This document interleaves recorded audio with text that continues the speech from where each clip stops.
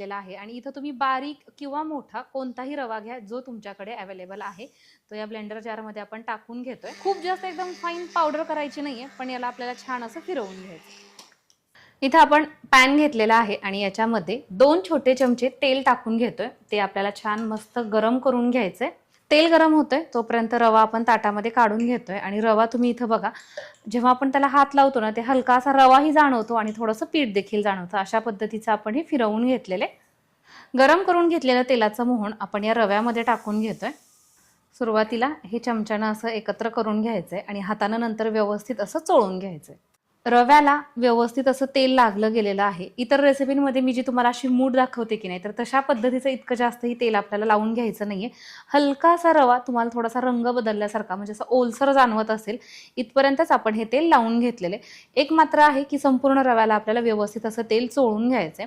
रव्याला तेल लावून झाल्यानंतर याच्यामध्ये आता आपण काही मसाले टाकतोय, जसं की पाव चमचा हळद, चवीनुसार याच्यामध्ये तुम्ही लाल चटणी टाकायची आहे, तुम्हाला कितपत तिखट हवं। इथं मी पाव चमचाच घेतलेला आहे।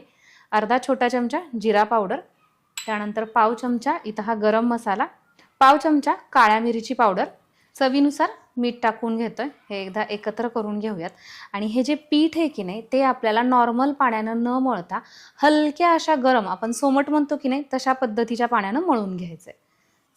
अगोदर हे सगळे ड्राय मसाले आपण व्यवस्थित असे एकत्रित करून घेऊयात।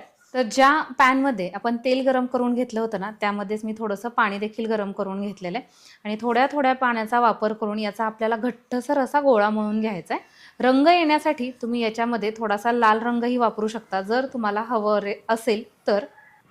इथं तुम्ही बघताय अशा पद्धतीनं आपल्याला चांगला घट्टसर असा हा गोळा मळून घ्यायचा आहे।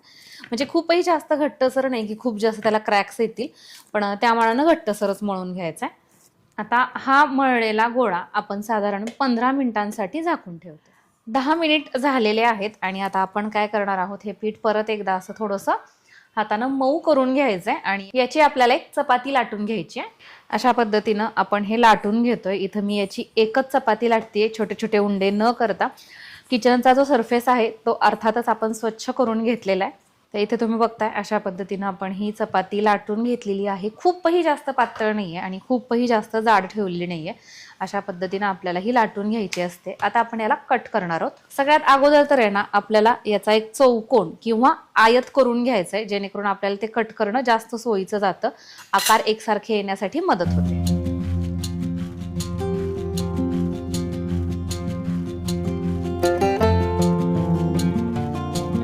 याच्या अगोदर मी तुम्हाला होममेड नाचो ही रेसिपी शेअर केली, तर सेम अगदी त्याच्याच प्रमाणे ना आपण याला असा ट्रायंगलचा शेप देऊन घेतोय।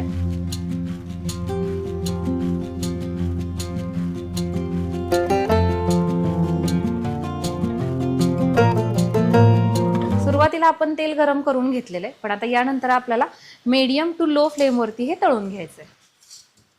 तर इथे बघा मस्त कुरकुरीत असं हे तळलं गेलेलं आहे, काढून घेऊयात।